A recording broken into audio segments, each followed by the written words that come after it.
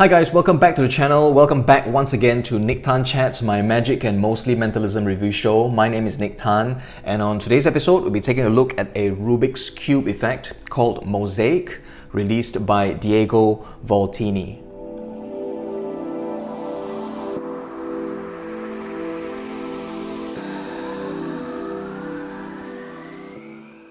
So hey guys, welcome back once again to the channel. As always, if you are already a subscriber to the channel, thank you so much for subscribing. Your support really means a lot to me and it really keeps me motivated in continuing to put out these videos for you guys on YouTube. It's been quite an amazing journey for me thus far up to this point. It didn't occur to me at the time, but while I was planning this particular episode for today, it suddenly dawned on me that I've already done 40 episodes of this show.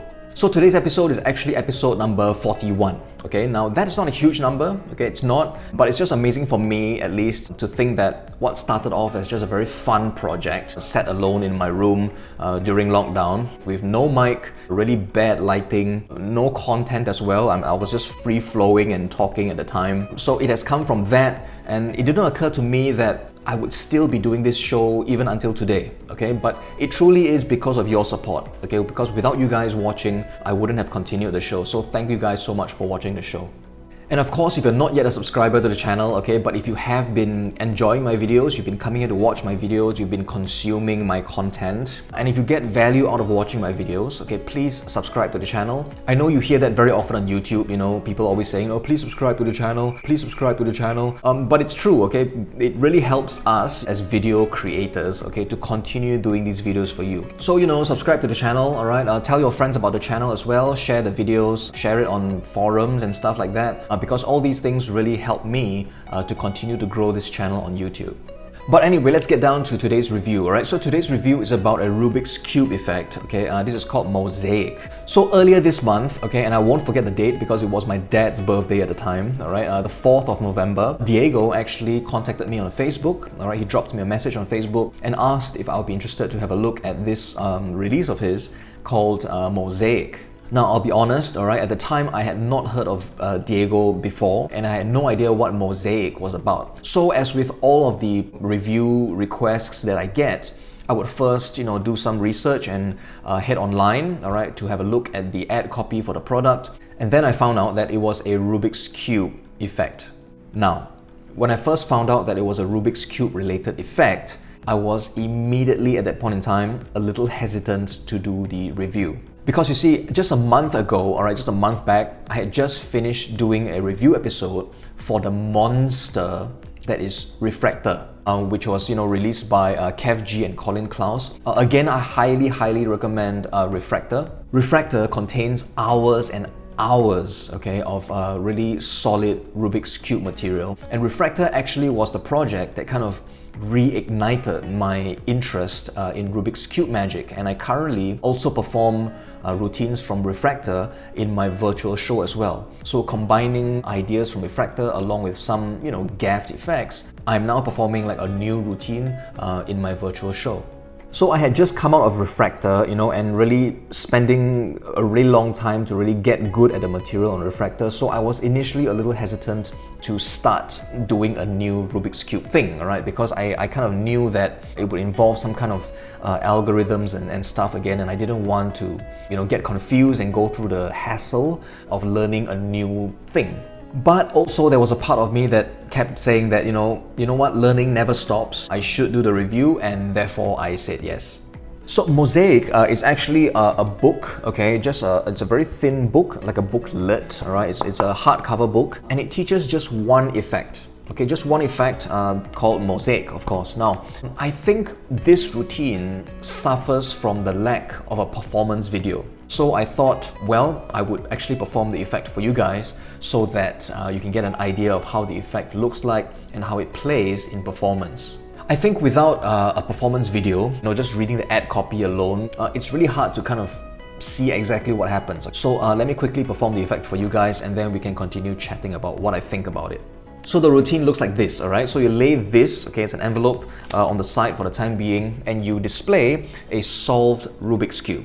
Now at this point in time, you tell the spectator, about the 43 quintillion ways of arranging a Rubik's Cube. And so, because of the sheer number of ways, the permutations that a cube can be arranged in, it is almost impossible for a cube to be solved by chance, all right? And this demonstration is not about solving a cube, it's about mixing a cube. You now ask the spectator to think of any number between 1 and 20. But before that, you ask if they would prefer to think of an odd or an even number. So let's just say they want to think of an even number, all right? You tell them, great, think of any even number between 1 and 20, all right? And just keep it in your mind for the time being. In the meantime, you explain to them that if you were to just take any one of the faces of the cube, so let's just say we use this side, okay, this face. If you were to now mix the cube, okay, give it a mix like that, okay, the face of the cube will change, all right? It's obvious, all right? But it's important to point it out to you. Every time you mix it, it changes. So now, with that in mind, you ask for the thought of number, okay? So let's just say they want 8, okay? So with the number 8 in mind, you tell them to focus on this side of the cube, and then now we mix it 8 times, okay? So here we go, that's 1, 2, 3, 4, 5, 6, 7, okay? Now, had you chosen an odd number and said 7, this would be the configuration, okay, this. But you didn't, you wanted 8. Okay, so we're going to mix it one more time. That's 8. And we've arrived at this particular configuration of colors. All right, this. Now again, this would have been completely different had the spectator said 9 or 7 even. All right, one more, one less. This face would have been completely different. It would be impossible for anyone to know what this face would look like by the end of that whole mixing sequence. That's where the envelope comes in, okay? Because now you show the envelope, you open it up, tip out one piece of paper, and you show them that you have drawn the exact configuration of the cube, okay? That face of the cube. And that is the effect, okay? And while we're at it, I think it's a good time to address it. The reset is literally just folding up the piece of paper, placing it back carefully, okay, into the envelope. The envelope is already reset, and the reset for the cube itself is literally just this, all right? And the cube is reset again, and you are set to perform the routine again. So the effect is really simple, it's just the prediction of one face of the cube. It's not like, those kind of effects where you predict and you show that you have matched, all the faces of the cube.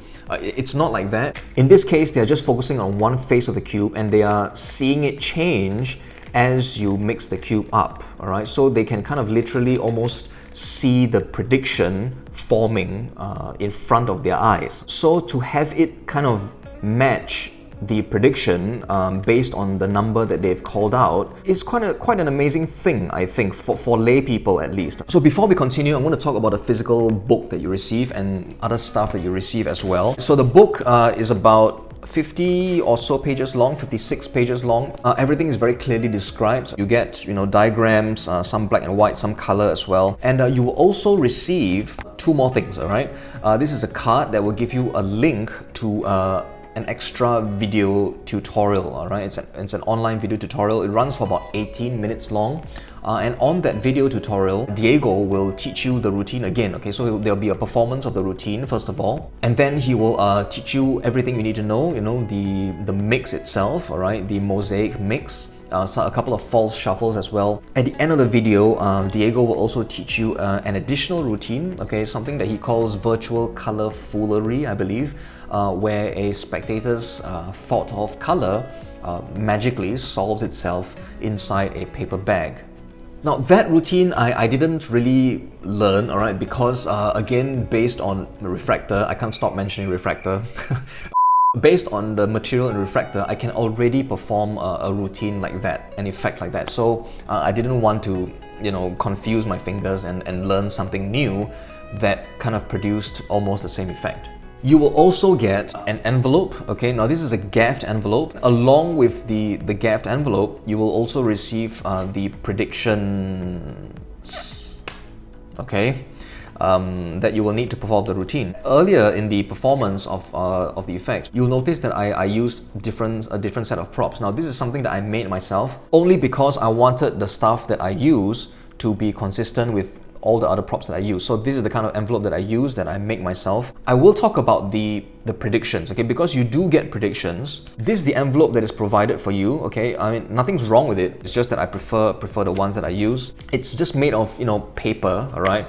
But the prediction slips that you receive are made of Tyvek. Okay, Tyvek, and they will last you really, really long. My only issue with the Tyvek paper is that the predictions look like this. Okay, again, nothing wrong with it. It's just that it's slightly kind of like faded out. And I did mine. I redid everything, okay? So I basically, you know, drew and colored everything in so that mine, I think mine will show up better on a screen, because if I were to perform this routine, it would probably be in a virtual environment. So I redid the prediction slips. These are not Tyvek, obviously, but I would rather have something that shows up, you know, clearly on screen, especially, as opposed to, you know, something that's a bit faded out and it's not very clear. Also, I kind of like the hand-drawn feel of the predictions that I've made, as opposed to something that looks like it's, you know, professionally printed, I suppose. So, well, yeah, you can make your own predictions and your own envelope to use with the effect. That said, because of the nature of the envelope and the method itself, you're not limited actually to just using this method of doing the review, right? You don't have to use an envelope. You know, there are other devices that you can use that will deliver the same kind of outcome to you as well. You can use an index of some kind, okay? That's all I'm gonna say. With regard to the routine itself, there will be some memory work, okay? Again, as with most Rubik's Cube related stuff, you will need to learn the Mosaic mix. On top of the mix, you can use some of the false shuffles that Diego teaches you, you know, during the course of the routine. You don't have to. I mean, I would personally use stuff that I learned from Refractor. Again, I'm talking about Refractor so much. I would probably use stuff that I've learned from Refractor along with the Mosaic mix. But you know, while there is memory work involved, it's not difficult, okay? It's really not difficult. It's really simple, and just running through it a couple of times. If you have some experience handling cubes already to begin with, learning the Mosaic mix and getting into the routine should be no problem for you at all. I picked it up in like, I don't know, 15 minutes, okay? So I'm very sure that most of you out there will be able to do so as well. So for those of you who do not know how to solve a Rubik's Cube, well, this routine doesn't require you to solve a cube, okay? There's no requirement for you to know how to solve a Rubik's Cube. However, I mean, again, I've given my opinions in the review video that I did for Refractor. But in a nutshell, you know, I think while there is no requirement for you to know how to solve a cube to perform the Mosaic routine, if you are going to be performing Rubik's Cube magic, I think it is still important that you can solve a cube. I'm just kind of throwing out points as they come to me, almost randomly, you know, but during the course of the routine, I think you will notice that you ask a spectator to think of a number between 1 and 20. If I were to perform the routine, I might kind of limit it to 1 to 10, I think. Between 1 and 10, because 20 starts to feel a little bit long, especially if they think of a number like 19. Because you have to bear in mind, the mixing of the cube is not like this and this, all right? So for example, if they say 5, it's not going to be 1, 2, 3, 4, 5, right? That's not the way it's done. 5, it's actually going to be like 1, 2, 3, 4, 5. All right, so you can see it takes some time to get to the number. So I think between 1 and 10 is enough to prove the point. 20, if they name 19, it's going to be like 1, 2, 3, 4, 5, 6, 7, 8, 9, 10. It's gonna take just too long, and I think that little break in the routine while you're mixing the cube starts to feel a little bit awkward, I think.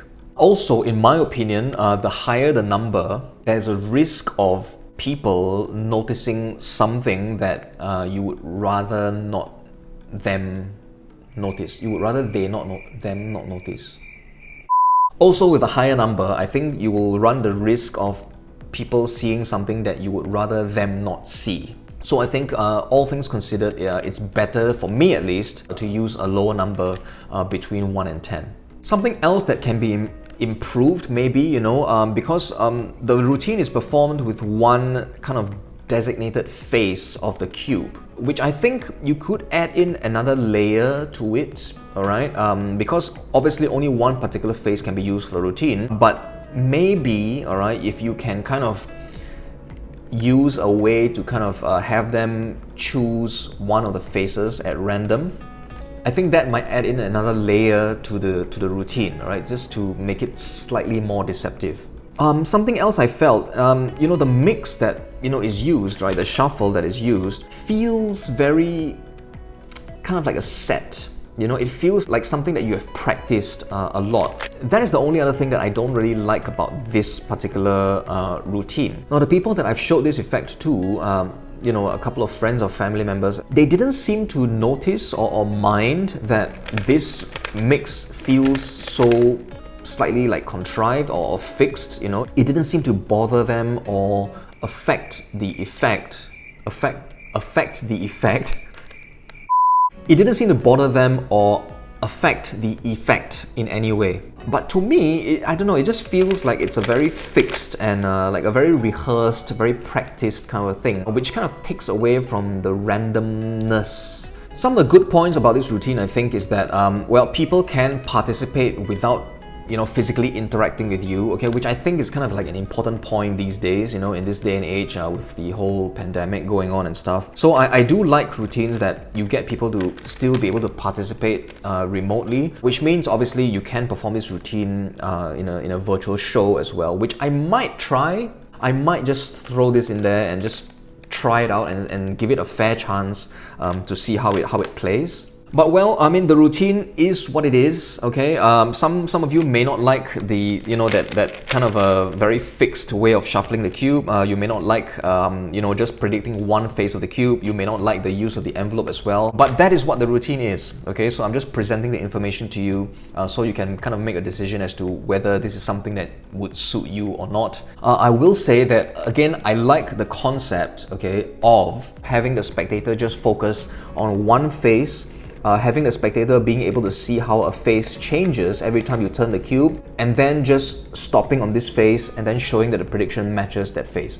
Conceptually, I think that it's a really nice idea. Method-wise, maybe not quite there yet, okay, but I really like the idea of this effect. One last thing I want to talk about is in the ad copy, it is mentioned that you can repeat the effect for the same audience, okay? Now, I don't think this is true. I don't think this is possible because there are like two parts to this routine, right? One is the cube and then the other is the prediction part, okay? Now, in order to perform the effect again for the same audience, you would kind of need to ensure that the outcome for the cube, the face of the cube, is different than the one you performed earlier. But the thing is, if you were to ensure a different outcome for the cube, then you kind of reveal that this envelope isn't as innocent as it is, right? So if you protect the randomness of the effect, you sacrifice the method for the envelope. However, if you protect the method for the envelope and you produce the same prediction from the envelope, which means you need to ensure the same outcome with the cube, which kind of defeats the premise of it being completely random. So if you protect the envelope, the method for the envelope, you sacrifice the integrity of the effect. If you protect the randomness of the cube, you then have to sacrifice the method for the envelope, okay? So either way, I don't see how this can be repeatable for the same audience. Alright, but all in, I hope I've given you guys enough information to decide if this is something that you would pick up for yourself, okay? Because again, I think that this routine suffers from not having a performance video out there for people to watch. So with that little mock performance I gave, I hope it gives you a better idea about what the effect is. If you're interested to pick up Mosaic for yourself, I will leave the link in the description box down below. I want to thank Diego Voltini for letting me have this copy so that I can chat about it with you guys on this show. As always guys, thank you so much for watching. I hope you got value out of today's episode. Do stay tuned because I hope that we are able to do some more quickfire giveaways in the month of December. So do stay subscribed for that coming right up. So till next time, please take care of yourselves, enjoy your magic, and I will see you again on a future episode of Nique Chats.